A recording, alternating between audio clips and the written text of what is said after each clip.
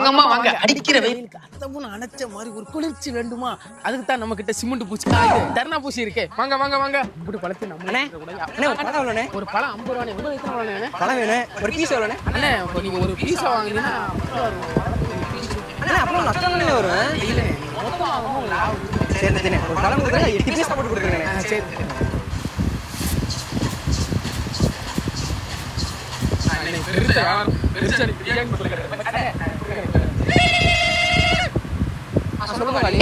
ஐயோ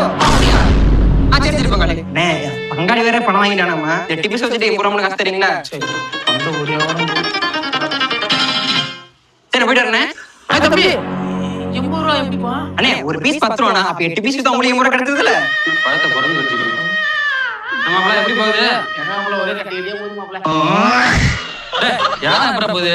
அது எங்க கட்டி வச்ச மாதிரி போகவே மாட்டேங்குது.